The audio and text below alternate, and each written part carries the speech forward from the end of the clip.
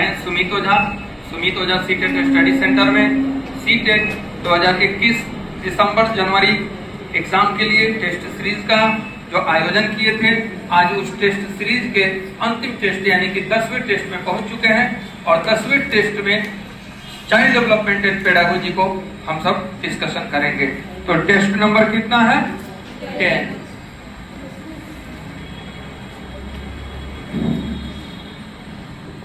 Student question बना चुके हैं, हम आशा करते हैं कि बेहतर प्रदर्शन किए होंगे, क्योंकि यह जो 10वां टेस्ट है बिल्कुल सिलेबस से उसी हिसाब से बनाया गया है जिस हिसाब से सिलेबस से और जितने अंकों का बंटवारा सिलेबस से एग्जाम में होता है उसी हिसाब से इसको बनाया गया है। अगर सिलेबस में दिया गया कि समावेशी शिक्षा से 5 क्वेश्चन और अधिगम और अध्यापन से 10 क्वेश्चन, तो आप मेरे स्टेप में देखिएगा उसी चीज को हम फॉलो किए हैं। समावेशी और उनमें से 5 और अधिगम अध्यापन से 10 और बाकी से जो है 15 क्वेश्चन उसी हिसाब से। तो इसीलिए मैंने कहा कि यह काफी महत्वपूर्ण सेट है। तो इसमें हम आज पहला क्वेश्चन डिस्कशन करेंगे। पहले क्वेश्चन को पढ़ते हैं। क्वेश्चन नंबर 1, किस अवस्था अथवा अवस्थाओं में विकास तथा वृद्धि तीव्र गति से होता है? पहले एक बार पढ़ लेंगे फिर आंसर बताइएगा।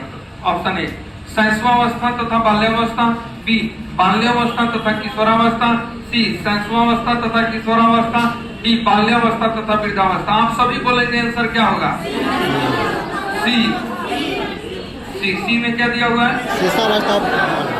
किशोरावस्था। वेरी गुड, आंसर यही होगा। आपको मैंने पढ़ाया था विकास, उसमें जब शैशवावस्था बताया होगा तो मैंने rapid physical development, rapid mental development बोला होगा। बाल्यावस्था में बोला होगा कि थोड़ी मंद हो जाती है। मंद का मतलब रुकती नहीं है, पहले वाली विकास को भी दृढ़ और मजबूत करती है, इसलिए स्पाइरल फिगर बनता है और मंद बोलते हैं उसको। लेकिन फिर वहीं किशोरावस्था में क्या होती है? तीव्र हो जाती है। इसीलिए बहुत सारे मनोवैज्ञानिकों ने किशोरावस्था को शैशवावस्था का पुनरावृत्ति भी कह दिया है। यह क्वेश्चन हम सेट में नहीं डालेंगे, परंतु यह क्वेश्चन आ सकता है। तो पुनरावृत्ति, तो यहाँ पे किस अवस्थाओं में विकास तथा वृद्धि तीव्र गति से होती है? तो एक शैशवा में तीव्र रहती है और एक किशोरा में, यानी कि आंसर सी हो जाएगा, इसी पे दिया हुआ है। क्वेश्चन नंबर 2, शारीरिक विकास में मंदता परंतु पहले से हुए विकास में मजबूती तथा दृढ़ता किस अवस्था की पहचान विशेषता है? बाल्यावस्था भी बताए गए थे। तो ऑप्शन में है शैशवावस्था, बाल्यावस्था, किशोरावस्था, वयस्कावस्था। कौन सा हो जाएगा? बाल्यावस्था, बी नंबर। वेरी गुड, आप लोग आज बताते चलिए। हम आशा करते हैं कि 30 में 30 आप लोग बनाए होंगे। Question number 3, dot dot dot आजीवन चलने वाली प्रक्रिया है, जबकि डॉट डॉट डॉट एक निश्चित समय पर जाकर रुक जाती है अथवा बिल्कुल मंद पड़ जाती है। तो यानी कि ऑप्शन ए में दिया है वृद्धि विकास, बी में दिया है विकास वृद्धि, सी में दिया है परिपक्वन सीखना, डी में दिया है अभिप्रेरण पुनर्बलन। तो डी होगा, यानी विकास आजीवन चलने वाली प्रक्रिया है, जबकि वृद्धि निश्चित समय पर जाके रुक जाती है अथवा मंद पड़ जाती है। तो यानी कि बी नंबर में विकास और वृद्धि दिया हुआ है। 3 का आंसर बी। क्वेश्चन नंबर 4, देखो कितना अच्छा क्वेश्चन है, ध्यान देना। क्वेश्चन नंबर 4 पे मैंने खुद लिखा इस क्वेश्चन को, किसी सेट या प्रीवियस से नहीं है। क्वेश्चन है, संज्ञानात्मक विकास एक अंतर्वैयक्तिक सामाजिक परिस्थिति में संपन्न होता है। जैसे लाइन बोल रहे हैं, मेरा पढ़ाया हुआ याद आ रहा होगा आपको। संज्ञानात्मक विकास एक अंतर्वैयक्तिक सामाजिक परिस्थिति में संपन्न होता है जिसमें बच्चों के अपने वास्तविक विकास के स्तर यानी लेवल ऑफ एक्चुअल डेवलपमेंट, अर्थात जहां तक वे बिना किसी के मदद के ही अपने कोई कार्य कर सकते हैं से अलग, तथा उनके संभाव्य विकास के स्तर अर्थात जिसे वे सार्थक एवं महत्वपूर्ण व्यक्तियों की सहायता से प्राप्त करने में सक्षम हैं की तरफ ले जाने की कोशिश की जाती है। इन दोनों स्तरों के बीच के अंतर को वाइगोट्स्की ने डॉट डॉट डॉट कहा है। क्या कहा है? समीपस्थ विकास का क्षेत्र, उसी को इंग्लिश में बोलेंगे जोन ऑफ प्रॉक्सिमल डेवलपमेंट, उसी को शॉर्ट में बोलेंगे जेड। तो आंसर इसमें ऑप्शन में दिया होगा संभाव्य विकास का स्तर, बी वास्तविक विकास का स्तर, सी स्कीमा, डी समीपस्थ विकास का क्षेत्र। तो समीपस्थ विकास का क्षेत्र वेरी क्लियर है, यानी कि पूरा जो वाइगोट्स्की पढ़ाए थे इस लाइन से आपको याद आ गया होगा पूरा पढ़ाई। याद है? यहाँ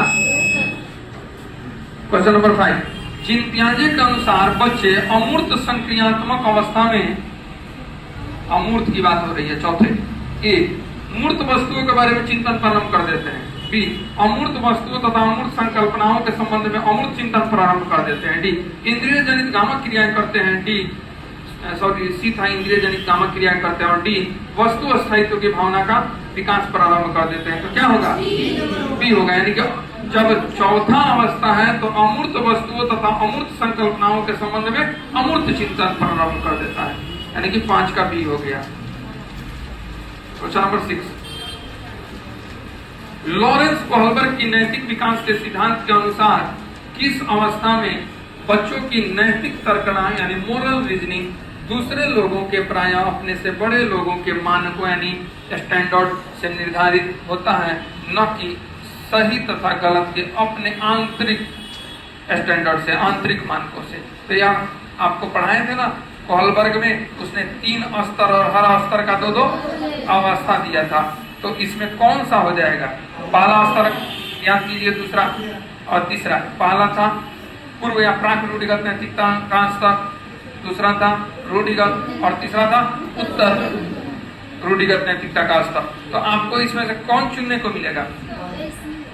यानी कि ऑप्शन ए में दिया हुआ है पूर्व या प्राक रूढ़िगत नैतिकता का स्तर, बी रूढ़िगत नैतिकता का स्तर, सी उत्तर रूढ़िगत नैतिकता का स्तर, डी इनमें से कोई। इसमें से ए हो जाएगा, ए 6 का ए, क्योंकि यह पहला ही स्तर है जिसमें बच्चा अपने से नहीं दूसरों के डर से कोई नैतिक व्यवहार करता है, या दूसरों के कहने, दूसरों के मानकों से अपना निर्धारित करता है। दूसरे कहते हैं चोरी नहीं करना चाहिए, तो इस बात को मानकर वह चोरी नहीं करता है, न कि अपने खुद के आंतरिक में जाते जाते तीसरे स्तर तक पहुंचेगा, दूसरे स्तर तक पहुंचेगा, लेकिन पहली अवस्था में तो बिल्कुल नहीं रहेगा। पढ़ा चुके हैं कोहलबर्ग, और एक सेट में टोटल कोहलबर्ग पे अच्छे से क्वेश्चन भी सेट किए थे। किसी को कोई डाउट है इसमें? नहीं है। क्वेश्चन नंबर 7, हार्वर्ड गार्डनर के बहुबुद्धि सिद्धांत के अनुसार एक पहलवान अथवा कुश्तीकार अथवा खिलाड़ी कौन सी बुद्धि के अधिकतर रखता है? शारीरिक गति। Very good. ऑप्शन ए में है भाषाई बुद्धि, बी में है गणितीय बुद्धि, सी में है गायन बुद्धि, डी में है शरीर गति की बुद्धि। तो क्या हो जाएगा? शरीर। यानी शरीर गति की बुद्धि का मतलब होगा कि अपने शरीर के क्षमताओं को क्षमता भर उपयोग करना। यानी कि देखिए शरीर सबके पास है, लेकिन एक उसी शरीर से एक पहलवान, एक कुश्तीकार, एक खिलाड़ी जितना इस्तेमाल कर लेता है, क्या सामान्य आदमी कर लेता है? नहीं। तो वह अपने शरीर का क्षमता भर उपयोग करने की बुद्धि रखता है, इसीलिए उसको शरीर गति की बुद्धि कहते हैं, जिसको गार्डनर ने बहुबुद्धि के प्रकार में एक बुद्धि के रूप में बताया है। 7 का डी। क्वेश्चन नंबर 8, बच्चे के संज्ञान के विकास में सामाजिक सांस्कृतिक संदर्भ सिद्धांत को किसने प्रतिपादित किया? बोलिए। लेव वाइगोत्स्की। तो ऑप्शन ए है लेव वाइगोत्स्की, बी है जीन पियाजे, सी है कोहलबर्ग, डी है स्किनर। तो क्या हो जाएगा? लेव वाइगोत्स्की। प्रगतिशील शिक्षा के संदर्भ में निम्नलिखित में से कौन सा कथन जॉन डीवी के अनुसार समुचित है? ऑप्शन ए, कक्षा में विद्यार्थियों का निरीक्षण करना चाहिए, न कि सुनना चाहिए। बी, कक्षा में प्रजातंत्र का कोई स्थान नहीं होना चाहिए। सी, विद्यार्थियों को स्वयं ही सामाजिक समस्याओं को सुलझाने में सक्षम होना चाहिए। डी, विद्यार्थियों के स्वभाव में जिज्ञासा नहीं होनी चाहिए। तो स्वयं ही जो करते हैं, इसीलिए आंसर यही हो जाएगा, ऑप्शन सी हो जाएगा, 9 का सी। क्वेश्चन नंबर 10, एक शिक्षक यह समझता है कि स्वाभाविक रूप से लड़के गणित में लड़कियों से अच्छे होते हैं, तो यह दर्शाता है कि शिक्षक, ऑप्शन ए, लिंग यानी जेंडर पक्षपाती है अथवा लिंग पूर्वाग्रही है। बी, शिक्षाप्रद है। सी, सही दृष्टिकोण वाला है। डी, नीतिपरक है। क्या होगा? ये होगा लिंग अथवा जेंडर पक्षपाती या लिंग पूर्वाग्रही है। तभी ना, ऐसा कोई जरूरी है कि लड़के मैथ में अच्छे होते हैं, लड़कियां भी तो अच्छी हो सकती हैं, तो ये लिंग पूर्वाग्रह से है। 10 का ये। Question number 11, scaffolding. स्कैफोल्डिंग आप लोग पढ़ चुके हैं, बताएं क्लास में। ऑप्शन स्कैफोल्डिंग लिख के दे दिया है, और ऑप्शन ए है समझ बनाने अर्थात समझ के निर्माण में एक सहारे के तरह है। बी, एक गलतफहमी के तरह है। सी, एक दंड के तरह। डी, एक मूल्यांकन के तरह। क्या होगा? ये होगा समझ बनाने अर्थात समझ के निर्माण में एक सहारा, मार्गदर्शन, बाढ़, गांठ जो कहिए वह है यह स्कैफोल्डिंग।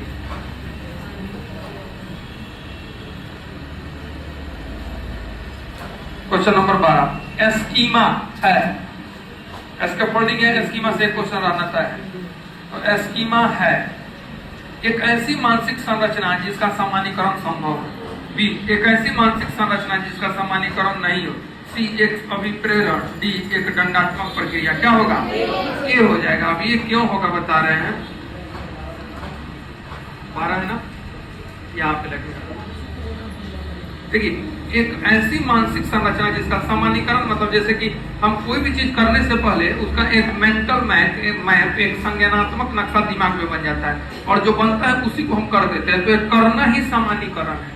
जैसे एग्जांपल दिए थे ना कि छोटी सी बच्ची के सामने हम कलम को ले जाते हैं, तो कलम को पकड़ने के लिए पहले उसके दिमाग में कुछ फिगर बना होगा, हाथ बढ़ाना और पकड़ना। तो आपने तो पकड़ते समय देखा, लेकिन पकड़ने से पहले बच्ची के दिमाग में आया होगा। तो यह कलम के बारे में उसकी संज्ञानात्मक विकास की सबसे छोटी इकाई थी कि हाथ बढ़ाओ पकड़ लो, और जो फिगर बना, मेंटल मैप बना, उसी को उसने कर दिया। यह सामान्यीकरण है, इसीलिए आंसर ए हो जाएगा। क्वेश्चन नंबर 13, बालक के शारीरिक व क्रियात्मक विकास की दशा माने दिशा भी कह सकते हैं, सिचुएशन कह सकते हैं। आपको याद है कि आपको इसमें दो तरह के विकास बताए थे, एक प्रॉक्सिमोडिस्टल और एक सिफालोकॉर्डल, यानी कि एक मध्य भाग से परिधि की तरफ, एक जो है सिर से पैर की तरफ। तो ऑप्शन ये दिया है, सिर से पैर तथा शरीर के बाहर से मध्य। तो सिर से पैर तो ठीक है, लेकिन बाहर से मध्य गलत हो गया ना, जबकि मध्य से बाहर जाना है। उसके बाद बी है, सिर से पैर तथा शरीर के मध्य से बाहर, यही सही है, यानी कि 13 का आंसर बी हो जाएगा, क्योंकि उसके बाद वाला है पैर से सिर, तो ये होता ही नहीं है। और फिर डी वाला भी है पैर से सिर तथा मध्य से बाहर, तो ये भी गलत हो गया। तो answer number B. Question number 14, शिक्षार्थी फैशन शो देखकर मॉडल का अनुकरण करने की कोशिश करता है। इस प्रकार के अनुकरण द्वारा सीखने को ... कहा जाता है। ऑप्शन ए, एक सामाजिक अधिगम। ऑप्शन बी, प्रयत्न तथा भूल द्वारा सीखना। ऑप्शन सी, क्रिया प्रसूत सीखना। डी, उपरोक्त में से कोई नहीं। क्या होगा? सामाजिक अधिगम। 14 का ए हो गया। 15 नंबर क्वेश्चन, वंचित समूह के विद्यार्थियों को सामान्य विद्यार्थियों के साथ साथ पढ़ाना चाहिए, इसका अभिप्राय है। ऑप्शन ए, समावेशी शिक्षा। बी, विशेष शिक्षा। सी, एकीकृत शिक्षा। डी, अपवर्जक शिक्षा। क्या हो जाएगा? समावेशी शिक्षा, इंक्लूसिव एजुकेशन। 15 का ए। 16 नंबर, एक समावेशी कक्षा में ... पर जोर होना चाहिए। ए, प्रदर्शन अभिमुखी लक्ष्यों। बी, अभिभेदी समरूपों निर्देशों। सी, सामाजिक रूप से अलगाव। डी, हर बच्चे के सामर्थ्य को अधिकतर करने के लिए सामान्य तथा विशिष्ट को समान अवसर प्रदान करना। यही आंसर हो जाएगा 16 का डी। 16 का डी। 17 नंबर क्वेश्चन, दिव्यांगजन अधिकार अधिनियम। देखिए, दिव्यांगजन अधिकार अधिनियम से एक क्वेश्चन हर बार आ जा रहा है, इसको देख लीजिएगा। दिव्यांगजन अधिकार अधिनियम 2016 के अनुसार निम्न में से किस शब्दावली का प्रयोग उपयुक्त है? ऑप्शन ए, मंदित छात्र। बी, विकलांग छात्र। सी, छात्र जिसे शारीरिक दिव्यांगता है। डी, अशक्त शरीर वाला। तो कौन सा हो जाएगा? सी हो जाएगा, यानी 17 का सी, यानी छात्र जिसे शारीरिक दिव्यांगता है। 18 क्वेश्चन, 18 नंबर क्वेश्चन, पठन वैफल्य, इसको इसी को डिस्लेक्सिया का हिंदी है। पठन वैफल्य ब्रैकेट में डिस्लेक्सिया बच्चों की पहचान किस प्रकार की जाती है? ऑप्शन ए, उनके सामाजिक एवं सांस्कृतिक संदर्भ को जानकर। बी, पूर्ण शारीरिक स्वास्थ्य परीक्षण द्वारा। सी, उनके पढ़ने और लिखने की कौशलता के विश्लेषण से। डी, उनकी जटिल व उच्च स्तरीय समस्याओं को हल करने की क्षमताओं। क्या हो जाएगा? सी।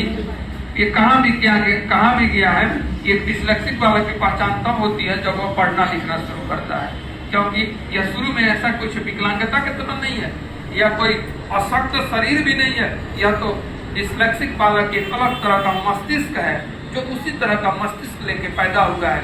अब यह पढ़ने लिखने से संबंधित अक्षमता है, तो इसकी जानकारी तब होती है जब बच्चा पढ़ना लिखना शुरू करता है, और इसको ठीक किया जा सकता है, उस पर विशेष ध्यान देकर, विशेष अभ्यास कराकर इसको ठीक भी किया जा सकता है। बहुत सारे विद्वान जो है अपने समय में डिस्लेक्सिक रहे हैं, एडिसन, आइंस्टीन, बहुत सारे लोग डिस्लेक्सिक रहे हैं, लेकिन उन्होंने अपने आप को ठीक किया। एक बालक को भी आप ठीक कर सकते हैं। तारे जमीन पे पिक्चर देखे हैं, उस पिक्चर में भी जो बालक का कैरेक्टर है, कहीं ना कहीं इसी चीज को बताने का कोशिश किया गया है। क्वेश्चन नंबर 19, डिस्फेजिया है। ऑप्शन ए, मौखिक रूप से सीखने संबंधी अक्षमता।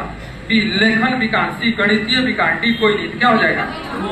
मौखिक रूप से, मौखिक होगा, ए होगा। आपको पूरा लिस्ट हम दे चुके हैं क्लास में, पढ़ाए कि नहीं पढ़ाए? ये हो जाएगा। डिस्फेरिया आप जाके जो पढ़ लिखाए हैं कॉपी में उसमें देखिएगा मौखिक रूप से, कोई जरूरी है कि हमेशा डिस्लेक्सिया पूछेगा। डिस्फेरिया पूछ सकता है, आप अलग अलग याद कीजिए। क्वेश्चन नंबर 20, किस प्रकार एक अध्यापिका बच्चों को बेहतर समस्या समाधानकर्ता बनाने में सहायता कर सकती है?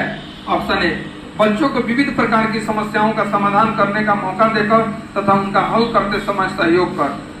बी, दंड देकर। सी, पुरस्कार देकर। डी, यंत्रवत याद कराकर। क्या हो जाएगा? ये हो जाएगा। बच्चों को विविध प्रकार की समस्याओं का समाधान करने का मौका देकर तथा उनका हल करते समय सहयोग कर। 20 का ये हो जाएगा। 21, अधिगम के अनुक्षेत्रों को जब लर्निंग चैप्टर पढ़ाना शुरू किए थे तो अधिगम के अनुक्षेत्र आपको बताए होंगे। उसमें हम आपको सब बताए होंगे, संज्ञानात्मक अनुक्षेत्र, क्रियात्मक अनुक्षेत्र और भावात्मक अनुक्षेत्र। तो यानी कि ए में संज्ञानात्मक, बी में क्रियात्मक, सी में भावात्मक और डी है सभी, तो डी आंसर हो जाएगा 21 का डी। जल्दी करेंगे। 22, परिपक्वन की प्रक्रिया एक सामान्य प्रक्रिया है जबकि सीखना एक डॉट डॉट प्रक्रिया है। ऑप्शन ए, व्यक्तिगत। बी, सामूहिक। सी, सार्वजनिक। डी, दंडात्मक। तो क्या हो जाएगा? व्यक्तिगत। यानी कि उम्र के साथ सबका शरीर बढ़ता है, परिपक्वन तो सबका सामान्य रूप से होता है, लेकिन सीखता वही है जो अभ्यास करता है, पूर्व अनुभव का इस्तेमाल करता है, सीखना चाहता है और वह उसकी व्यक्तिगत चीज होती है, व्यक्तिगत चीज होती है, इंडिविजुअल चीज होती है कि उसने सीखा। ऐसा नहीं कि वह सीख रहा है तो साथ साथ उसका भाई भी अपने आप सीखते जा रहा है, नहीं।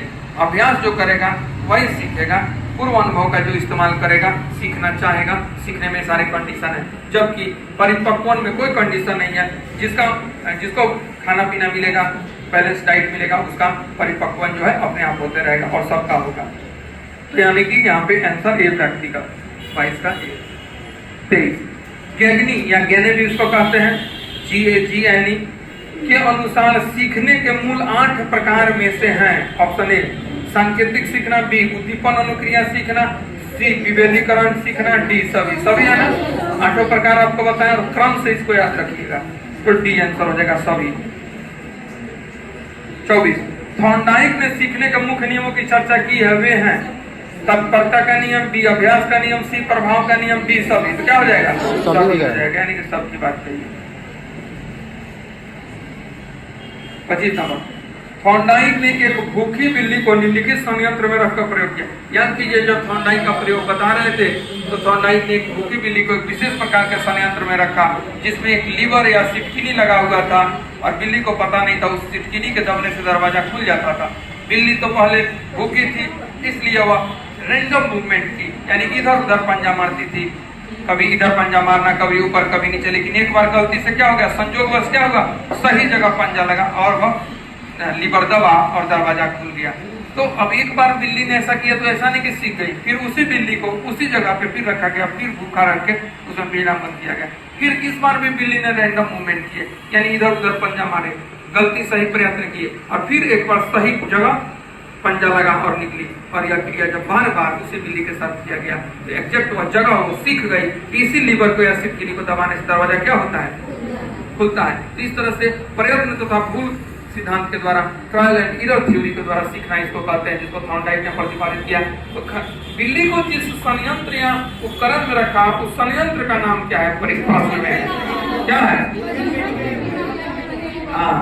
उलझन पेटिका या पहेली बॉक्स। तो हम ऑप्शन में इसमें दिया हुआ है, ए में स्किनर बॉक्स, बी में उलझन पेटिका या पहेली बॉक्स, जिसको पजल बॉक्स भी कहते हैं, सी लार्वे अनुबंधन, डी जंगल में रखकर। तो क्या हो जाएगा, उलझन पेटिका या पहेली बॉक्स, यानी कि 25 का बी।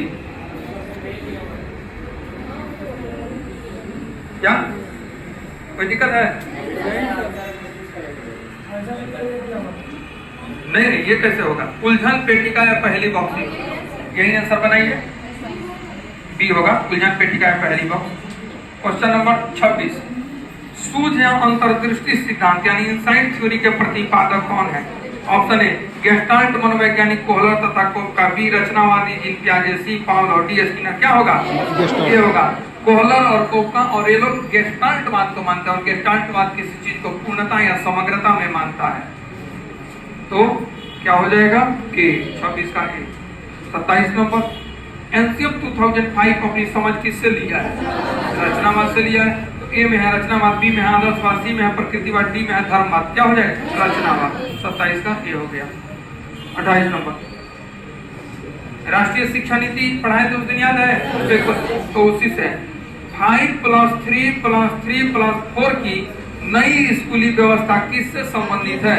ऑप्शन ए शिक्षा नीति 1986, बी राष्ट्रीय शिक्षा नीति 2020, सी कोठारी कमीशन, डी सर्व शिक्षा अभियान। क्या चुनिएगा? राष्ट्रीय शिक्षा नीति 2020। राष्ट्रीय शिक्षा नीति 2020। और ये कितने नंबर पे है ऑप्शन में? बी, यानी कि 28 का बी हो गया। राष्ट्रीय शिक्षा नीति 2020 से संबंधित 5+3+4 की नई स्कूली व्यवस्था है। ये राष्ट्रीय जो नई शिक्षा नीति लागू हुई है उसका यह मूल चीज है। क्वेश्चन नंबर 29, अधिगम के लिए आकलन। अधिगम के लिए आकलन ऑप्शन ए बेहतर होता है क्योंकि इसमें छात्रों को सत्र के दौरान ही सुधार का मौका मिलता है तथा सत्र के अंत तक अधिगम लक्ष्यों को पूरा कर लिया जाता है। बी सही नहीं होता है, सी दंड स्वरूप होता है, डी इनमें से कोई नहीं। क्या होगा? यानी यह बेहतर होता है क्योंकि इसमें छात्रों को सत्र के दौरान ही सुधार का मौका मिलता है और इस तरह से सत्र के अंत में ही अधिगम लक्ष्य को पूरा कर लिया जाता है। 29 का आंसर ए हो गया। अगला क्वेश्चन देखो, क्वेश्चन नंबर 30, सीखने की प्रक्रिया में अभिप्रेरण यानी मोटिवेशन। ऑप्शन ए सीखने की गति को तेज बनाता है, बी सीखने की गति को मंद करता है, सी जरूरी नहीं है, डी शिक्षार्थी का मनोबल कम करता है। तो क्या हो जाएगा? सीखने की गति को तेज बनाता है यानी कि ए। क्लास में 30 में 30 आया था आपको का? एक बार फिर से 30 में 30 आया था? परीक्षा में भी 30 में 30 आना चाहिए।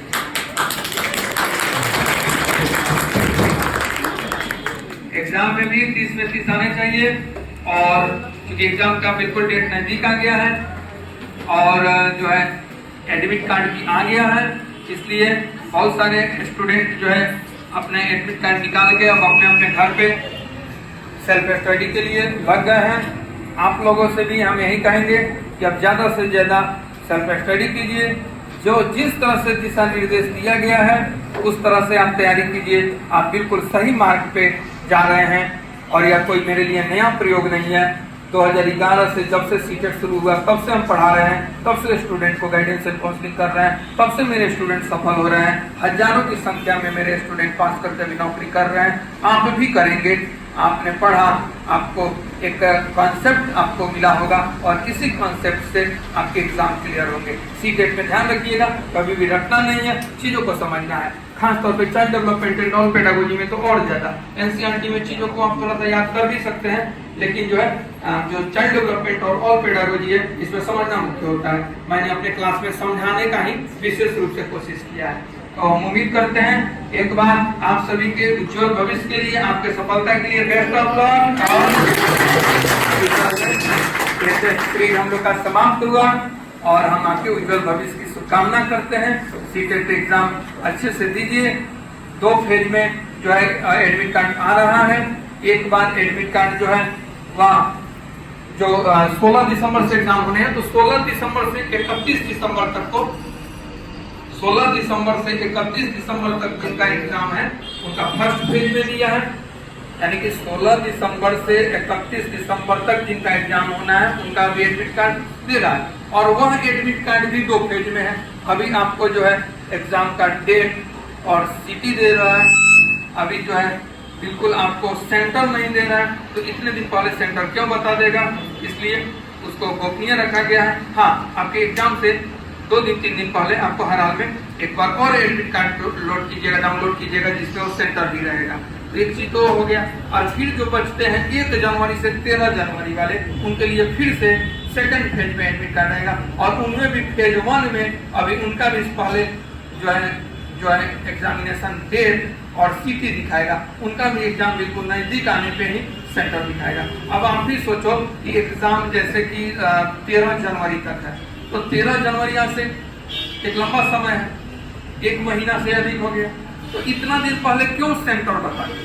इस सेंटर पे आपका है, इसलिए इसको गोपनीय रखने के लिए इस बार ऐसे किया गया है। यानी कुल मिला के आप कह सकते हैं कि इस बार जो एडमिट कार्ड डाउनलोड किया जा रहा है वह इकट्ठे नहीं किया जा रहा है, वह बारी बारी से किया जा रहा है। जिसका जब एग्जाम है उससे पहले उसको ससमय एडमिट कार्ड उपलब्ध हो जाएगा। आप सीटेट के वेबसाइट पे जाके डाउनलोड कर सकते हैं और इस तरह से आप बिल्कुल चिंता नहीं कीजिए और तनाव से मुक्त होकर स्वस्थ मानसिकता के साथ जो पढ़े हैं उसी चीज को बार बार दोहराइए और एक बार सफल हो जाइए। आप सभी के उज्जवल भविष्य के लिए एक बार फिर से मेरे तरफ से शुभकामना और हार्दिक बधाई।